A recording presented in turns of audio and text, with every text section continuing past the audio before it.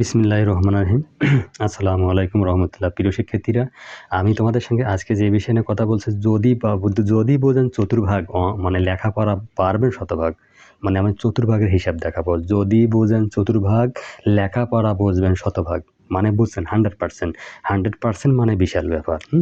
চতুর্ভাগের হিসাব, চতুর্ভাগের হিসাব। ঠিক আছে, ঠিক আছে, চতুর্ভাগের হিসাব আমরা করব। চতুর্ভাগের হিসাব, যদি বলেন চতুর্ভাগ লেখাপড়ায় শতভাগ, তাহলে আমরা চতুর্ভাগের হিসাবটাই আজকে ক্লিয়ার করবো ইনশাআল্লাহ এই ভিডিওতে। তোমরা সুন্দরভাবে আমার ভিডিওটা দেখবা।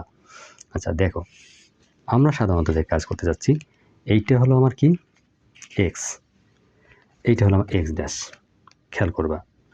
আচ্ছা এখন যদি আমি এখানে দেই, আমি এক্স ড্যাশ দিলাম আর ওয়াই ড্যাশ দিলাম, মাথায় রাখবেন। এইটাতে আমরা সাধারণত যে কাজটা করি, আমি দুই কালার ব্যবহার করব। সাধারণত আগে কালারটা ব্যবহার করি, যে এখানে লিখব যে 0 π/2, এটা হল 1 π/2, ক্লিয়ার। এখানে লিখব আমরা 2 π/2। সবসময় চতুর্ভাগের হিসাবটা হয় π/2 দিয়ে, আর এখানে হল 3 π/2, মাথায় রাখতে হবে। আর এটা হলো 4 π/2। এখানে আমরা এই যে এটা একটা 4 হলো না, আমাদের এক্সের হিসাবটা আলাদা ছিল। এইটা হলো একটা সম্পূর্ণ সমকোণ, চতুর্দিকেই আমরা সমকোণ পাইছি। আমাদের প্রথমেই কথা হলো এটা 90 ডিগ্রি, এটা 90 ডিগ্রি, এটা 90 ডিগ্রি, ঠিক আছে, সবটাই 90 ডিগ্রি, 90 ডিগ্রি, 90 ডিগ্রি। আমরা এইগুলো অনেক লেখা লিখতে গেলে হয়তো জায়গাটা পাবো না, সেই জন্য আমাদেরকে একটু ভেবেচিন্তে কাজ করতে হবে। আচ্ছা এইখানে হলো কি 0 থেকে আমরা 90 ডিগ্রি এটা পাইলাম, খেয়াল রাখবেন চতুর্ভাগের হিসাব। কিন্তু এইটার থেকে আমরা এটা 0 থেকে 90 ডিগ্রি এই পর্যন্ত, এখানে 0 থেকে শুরু হয়, 0 π/2, 0 π/2 মানে হলো 0, মাথায় রাখতে হবে। তাহলে এটার নাম দেবো আমার θ1, এটার নাম দেবো আমার θ2, এটার নাম দেবো আমার θ3, এইটার নাম দেবো আমার θ4, খেয়াল রাখবা। তাহলে এটা হলো কি 0 থেকে বড়, এটা তারপর হলো কি π/2 থেকে ছোট, এটা কি হলো, এটা π/2 থেকে বড় এবং পাই থেকে এটা ছোট, এটা মাথায় রাখতে হবে। এখানে 2 কাটা গেলে শুধু থাকে আমার পাই।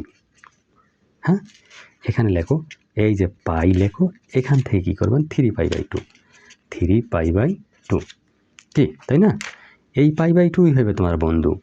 এবার আসেন 3 π/2, এখান থেকে আসলো কি, এই যে 4 আর 2 কাটিয়ে দিলে আমার 2 পাই। হায় রে হায়, কত সুন্দর অঙ্ক, মজার। হ্যাঁ, আচ্ছা 2 পাই। এবার আসেন, এখানে অনেক কথা লুকিয়ে আছে, অনেক কথা লুকিয়ে আছে, অনেক কথা স্কিপ হতে পারে, একটু ভেবে চিন্তে তোমরা খেয়াল করবা। কখনো কখনো অঙ্কগুলোতে এটা প্রমাণ করতে আসে, কি বলে, পাই থেকে θ3, হ্যাঁ, তার থেকে বড় হলো 3 π/2, এটা কোন চতুর্ভাগে থাকে, এইভাবে অঙ্কটাতে প্রমাণ করতে বলে। এটা তো তাই হতে পারে, এটা তো তাই হতে পারে, এটা তো তাই হতে পারে, যাই হোক তুমি এটা ভাববে যে আমরা কি ভাববো, যে অল স্টুডেন্ট টেক কেয়ার। হ্যাঁ, অল স্টুডেন্ট টেক কেয়ার, আমরা যতগুলো স্টুডেন্টকে পড়াবো, ইউটিউবে যতগুলো বাচ্চা খেয়াল করবে, আমরা সবাই আমরা সবারই প্রতি কেয়ার করব। যদি একটা তোরা কমন না করলে আমি বুঝবো কেমনি? তাহলে এই কারণে লিখলাম যে অল স্টুডেন্ট টেক কেয়ার। তাহলে আমরা অল স্টুডেন্ট টেক কেয়ার দিয়ে আমরা সুন্দরভাবে পড়ালেখাটাও করি। এখানে অল বলতে সাইন কস ট্যান, কোয়াট, সেক, তারপর হলো কোসেক, যতগুলো আছে সবাই এখানকার প্লাস, মাথায় এটা রাখতে হবে। কারণ এরা সবাই ওখানে প্লাস, এখানে কারো সঙ্গে কারো দ্বন্দ্ব নাই, কারো সঙ্গে কারো ঝগড়া নাই, এরা সুন্দরভাবে এখানে বসবাস করবে, এরা সুখে শান্তিতে থাকবে। কিন্তু সমস্যা হলো এক জায়গায়, এখন আসবে তারা নিজ পার্সোনালিটি খুঁজবে। এখন কি খুঁজবে দেখেন তোমরা, এই সাইন থিটা, তাহলে এখানে কোসেক থিটা, এই শুরু হয়ে গেল তার জমিদারি নিজ এলাকায়, নিজ একটা ঘরে। এই প্রথম চতুর্ভাগে সবাই আমরা একেবারে সেই প্লাস দেখছি। এবার দ্বিতীয় চতুর্ভাগে, এইটা হলো প্রথম চতুর্ভাগ, এইটা হলো দ্বিতীয় চতুর্ভাগ, এটা হলো তৃতীয় চতুর্ভাগ, এটা হলো চতুর্থ চতুর্ভাগ। মাথায় রাখবেন কথাগুলা। এখানে সবাই যেহেতু রাজত্ব করলো, এখন এখানে শুরু হলো কার রাজত্ব, সাইন আর কোসেকের। এবার এখানকার রাজত্ব হবে ট্যান আর হলো কট, এই ট্যান টিটা আর হলো কট টিটা, এই বাবু দুজনকার। এবার এখানকার রাজত্ব হবে কার, কস আর এখানে হলো আমার সেক। কস আর সেক বাবু এখানে করবে রাজত্ব। এখানে কস আর সেক বাবু, ঠিক আছে, যারাই আসবে তারাই হবে এখানে কাবু। মানে তোরা দেখতে পারবা একটু পরে আমাদের হিসাবগুলো কোথা থেকে কোথায় যাবে। খুব সুন্দরভাবে আমার ভিডিওটাকে দেখবা, তাহলে তোমরা সুন্দরভাবে বুঝতে পারবা। এখান থেকে আমি যেটা বলতে চাচ্ছি যে অলরেডি আমরা এখানে, এটা হলো জোর লাইন, আর এটা হলো আমার বিজোড় লাইন। কেমনি জোর লাইন বিজোড় লাইন, এই যে 0, 0, 1, 2, এই দেখো এই 3, 4, এই 5, 6, তাহলে এরা 0 লেভেলে আসলো। 0 লেভেলে মানে তারা আসলো ওই 0, 2, যে তারপর এই 4, এইভাবে তো আস্তে আস্তে তারা এক এক করি। আচ্ছা, আমাদের প্রশ্ন হলো, যদি এখান থেকে প্রতিটা ঘরের জন্য দুইটা করে আমাদের ঘর হলো পজিটিভ, যেমন এর জন্য যেটা ঘর পজিটিভ আছে শুধু সাইন আর কসেকের জন্য পজিটিভ, তাহলে কসেকে এবং সাইনের জন্য এটা পজিটিভ। তাহলে আর এরা যদি কখনো এই ঘরে আসে, এক কথা যে যার ঘরে পছন্দ করবে, মানে যার অবস্থান যে ঘরে, সেই ঘরে যে সে মানে প্রবেশ করে, তাহলে তার প্লাসে থাকবে। আর আর ঘর আছে যেখানে সেই ঘরে যে প্রবেশ না করে অন্যের ঘরে যায়, তাহলে কি বুঝতে তো পারছে, সে ভয়ে থাকবে। ভয়ে থাকা মানে হলো মাইনাস। নিজের একটা বাড়িতে ছাড়া অন্যর বাড়িতে যদি কেউ যায় তাহলে ভয় থাকবে না, তখন সে মাইনাস হতেই হবে, কোনো মাপ নাই। আর যদি তোরা মনে করো যে স্যার ঠিক আছে প্লাস থাকলো মাইনাস হলো, তা মাইনাস হলে কী হবে, মাইনাস হলে প্লাস হবে, প্লাস হলে মাইনাস হবে, একে সোজা কথা, ক্লিয়ার? আচ্ছা, তারপরে তোমরা, আচ্ছা পরের হিসাব হলো এইভাবে যে এখান থেকে আমরা পেয়ে গেলাম একটা অলরেডি একটা হিসাব, কিন্তু এখানে মাথায় রাখবে এখানে আরও কিছু কাজ আছে, যেমন সাইন মাইনাস থিটা সমান হলো minus sine theta. Cosec minus theta সমান হলো মাইনাস কোসেক থিটা, ঠিক আছে। তারপর হলো সেক মাইনাস থিটা সমান হলো সেক থিটা। এখানে সেক আর কসটা আমার কি প্লাস হয়, মাইনাস থিটা, এটা মাইনাস ছিল, সমান হলো তোমার কস থিটা। তারপর ট্যান মাইনাস থিটা সমান হলো মাইনাস ট্যান থিটা।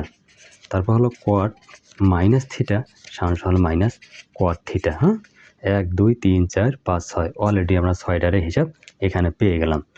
কিন্তু এখন তারপরে হিসাবটা আমাদের আরও আছে, কি হিসাব দেখেন, যদি আমার এই থিটা 1, মানে এখানে যদি আমরা থিটা 1 সমান হলো কত, থিটা, ক্লিয়ার, এবং থিটা 2 সমান হলো, থিটা 2 হলো আমরা যেটা লিখবো পাই মাইনাস হলো থিটা, ঠিক আছে।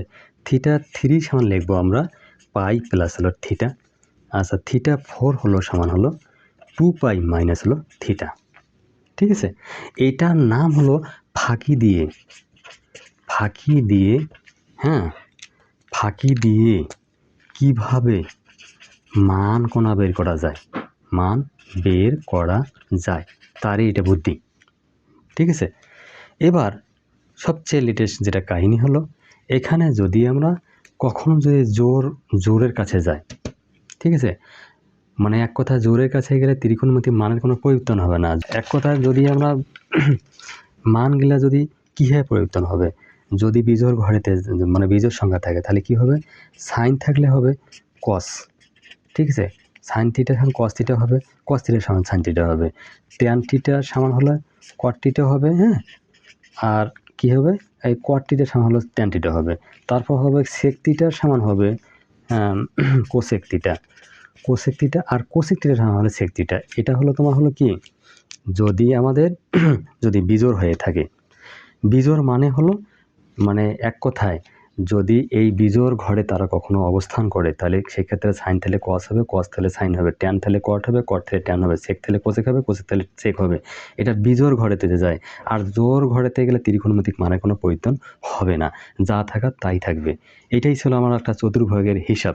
তা এখানে আরও যে আমাদের হিসাবগুলো একটা একটা আমরা অঙ্ক করলে সহজে আরও বুঝতে পারবো। এখানে মোট মার্ক কত ছিল, 300 আমার হলো 60 ডিগ্রি। আর প্রতিটা ঘরে আমার কত ছিল, আমাদের 90 ডিগ্রি করেছিল। এই 90 ডিগ্রি হিসাবটা আমাদের হবে সবসময় হলো π/2 দিয়ে। এখানে π/2 দিয়েই আমাদের সবসময় হিসাব হবে, তার বাইরে আর কখনো হবে না। আচ্ছা, এখন যদি আমরা এখান থেকে একটা যদি কখনো অঙ্ক করতে যাই, তাহলে অঙ্ক করলে আমরা সহজে বুঝতে পাই। সেটা হলো আমাদের এই রকমের যে যদি বলা হয় সাইন, সাইন মনে করো যে 120 ডিগ্রি, এখানে আমরা অঙ্ক কী ব্যবহার করবো? সাইন, সাইন 90 ডিগ্রি গুণন হলো 1 যোগ হলো আমরা 30 ডিগ্রি। ঠিক আছে, এখন সাধারণত আমরা যখন পাবো, দেখো এখন এই বিজোড় লাইনে চলে গেছে, 1টা হলো বিজোড়, তাহলে বিজোড় হলে আমার কী হবে বলা ছিল যে বিজোড় লাইনে যদি কখনো যায় সাইন থাকলে কস হবে, কস থাকলে সাইন হবে। তাহলে এই যে 1 বিজোড়ের সঙ্গে এর কাজ হয়ে গেছে। বিজোড় বলতে হলো 120 ডিগ্রিকে 90 ডিগ্রি আর 30 ডিগ্রি যে আমরা যোগ করি, তাহলে 90, তাহলে আর 30 হলো 120 ডিগ্রি। আমরা সাধারণত এভাবে করবো অঙ্কগুলো, তাই না? এই π/2 সঙ্গে সবসময় হিসাব হবে, আমরা জানি তো, সেই না? তাহলে এখানে হলো সাইন, তাহলে কী হবে আমাদের? কস হবে। কস এই সবসময় বরাবর এইটা সেখানে বসবে। তাহলে কস 30 ডিগ্রির মান কত? কস 30 ডিগ্রির মান হলো আমার √3/2। আচ্ছা, এইখানে যদি আমরা আর একটু ভিন্নভাবে আমরা লিখি যে কীভাবে আমরা অঙ্কগুলো করতে পারি, ভিন্নভাবে যদি আমরা একটু বুঝাই তাহলে সহজে তোমরা আরও বুঝতে পারবা। সাইন যদি আমরা 120 ডিগ্রি লেখা যায়, এখন যদি আমি এখানে লিখি সাইন যদি এভাবে লিখি 90 ডিগ্রি গুণন হলো 2 আর এখানে 60 ডিগ্রি আমরা বিয়োগ করে দেই। তাহলে দেখো তো 90 দুগুণে 80, 80 থেকে 60 বিয়োগ দিয়ে গেলে আমাদের 120 হবে কি না? হবে, অবশ্যই হবে। তাহলে এখানে জোর থাকার কারণে সাইনই থেকে যাবে। ঠিক আছে, কিন্তু আবার একটা কথা হলো যে এখান থেকে অনেক কথা বাকি থাকে, তাহলে আমরা কথাগুলো পরে একটু বলি। তাহলে এখানে লিখবো সাইন কত? 60 ডিগ্রি। তাহলে সাইন 60 ডিগ্রির মান কত? আমার √3/2। ঘুরি ফিরে আমরা একই পেলাম বন্ধু। ঠিক আছে, এখানেও 2 ওখানে 2, দুইজনকার একই বন্ধু আমরা পেয়ে গেলাম। কিন্তু একটা এখানে লেটেস্ট কাহিনী যেটা হলো, আমরা এখানে যদি এই ঘরটা করে নিলাম, এখন দেখো তো তুমি, এখন কোঅর্ডিনেটটা আমাদের এরকম ছিল, এই 90 ডিগ্রি গেল, এক ঘর, সাথে আমার 30 ডিগ্রি আসলো। 30 ডিগ্রি কার ঘর? এই ঘরে। 30 ডিগ্রিটা একটা সাইন আর কার? সাইন আর একটা কোসেকের ঘর। তা সাইন আর কোসেক যেহেতু এখানে তার ঘর, নিজ ঘরে তার অবস্থান করছে, কিন্তু সে কখনো কিন্তু কী হতে মাইনাস হতে পারবে না। কিন্তু তার পরিবর্তন হলো সাইন থেকে কস হলো, ট্যান থেকে কট হয়, তারপর সেক থেকে কোসেক হয়। এইগুলো কখন হলো? যখন তার বিজোড় সংখ্যা সে থাকলো, সেই বিশেষ বিজোড় সংখ্যার কারণে আমার ত্রিকোণমিতির মানটা পরিবর্তন হলে আসলো। সাইন থেকে কস, কস থেকে সাইন, ট্যান থেকে কট, কট থেকে ট্যান, সেক থেকে কোসেক, কোসেক থেকে আমার সেক, এগুলো হতে পারে বা হবে ইনশাল্লাহ। তাহলে এখান থেকে যেটা পাইলাম আমরা, যে এখানে প্লাস চিহ্ন ছিল বিধায় কস কিন্তু আমরা প্লাসেই ব্যবহার করছি। ক্লিয়ার? এটাই মাথায় রাখবেন। কিন্তু এবার এখানকার যে হিসাবটা আমার আছে, এই সাইনের হিসাবটা আমার ঠিক আছে কিনা এটাও একটু দেখা হবে। কারণ আমার চিহ্ন যদি হিসাব আমি না জানি, তাহলে অঙ্ক ধরি হবে টানাটানি। এটাই মাথায় রাখতে হবে। আচ্ছা, তাহলে 2 ঘর, 2 ঘর হলো এই ঘর আর এই ঘর বাবু, কি তাই না? তখন বলছে কি, এই বাবুটা বলছে যে আমি তো মাইনাস, তাহলে আমি যাব কোন দিকে? তা সোজাসুজি সে চলে গেলে এদিকে। আচ্ছা বলো তো, এখানে কার ঘর? সাইন থিটা আর কোসেক থিটার ঘর হয় কি না? অবশ্যই তো বুঝতে পারছো তোমরা। আচ্ছা, আমি মনে করি তোমরা এই মুহূর্তে আরও সুন্দরভাবে বুঝতে পারছো। তাহলে এখানে যদি সাইন থিটার ঘরে হয়ে থাকে, সাইন থিটার ঘরে হয়ে থাকে, তাহলে কি তার কোনো চিহ্ন পরিবর্তন হবে? কখনোই হবে না, মোটেও হবে না। তাহলে আমরা কি পেলাম? ওই প্লাসেই পেলাম, কিন্তু প্লাস সামনে আমরা দেওয়ার কোনো প্রয়োজন আসে না। তখন সাইন 60 ডিগ্রি মান হলো √3/2। ঠিক আছে, এভাবে আমরা অসংখ্য অঙ্ক আমরা করতে পারবো, যে অঙ্কের শেষ নাই। যদি আমরা অঙ্কগুলো করতে যাই তাহলে আরও সুন্দরভাবে বুঝতে পারতাম। তাহলে আমি তোমাদের এতটুকু মৌলিক একটা ধারণা দিলাম, সেই ধারণা মোতাবেক আমরা কাজগুলো আমরা করে ফেললাম। তাহলে যদি আমি এখান থেকে আরেকটা অঙ্ক তোমাদের দেখাই, তাহলে হয়তো বা আরও ভালো বুঝতে পারবা যে এখানে সাইন হলো 7π, 7π। ঠিক আছে, সাইন হলো 7π সমান লেখো সাইন, তাহলে এখানে এটাকে কীভাবে লেখা যায়? 14 দিয়ে আমরা π/2, সবসময় এর হিসাবে π/2 প্লাস হলো আমার 0।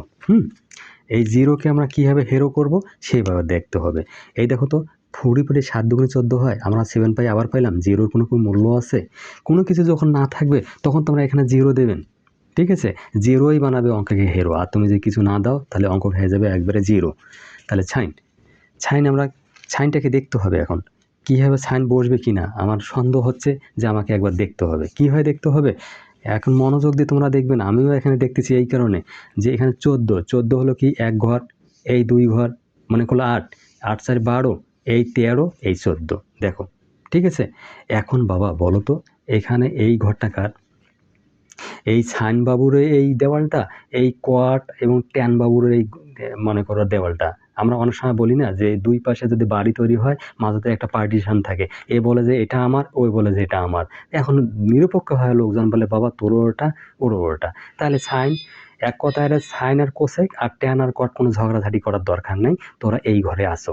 অতএব যার ঘরে সেই আছে, যার ঘরে সেই আছে, এখানে সাইনকে জিরোকে দেবে না? অবশ্যই দেবে। তো যার ঘরে সেই আছে তাহলে এখানে তার কোনো চিহ্নের পরিবর্তন হবে না, হবে না বিধায় সাইন জিরো ডিগ্রি মানে হলো জিরো। এইটাই হলো আমার অ্যান্সার। তো যাই হোক, আমি তোমাদের একটু জোর বিজোড় দুটা নিয়ে আলোচনা করলাম। যদি আমার ভিডিওটা সামান্যত ভালো লাগে থাকে, আমি পূর্বেই বলছি যে চতুর্ভাগ, যদি বোঝো চতুর্ভাগ লেখাপড়া হবে তোমার শতভাগ, তাহলে একটা লাইক একটা সাবস্ক্রাইব করে আমার পাশে থাকবেন। নেক্সট ভিডিওটা সুন্দর করে আমি সাজাবো, সেটাও যেন তোমার পকেটের মধ্যে চলে যায়। নেক্সট ভিডিও দেখার জন্য তোমাদের প্রতি আমন্ত্রণ রইল। আল্লাহ হাফেজ।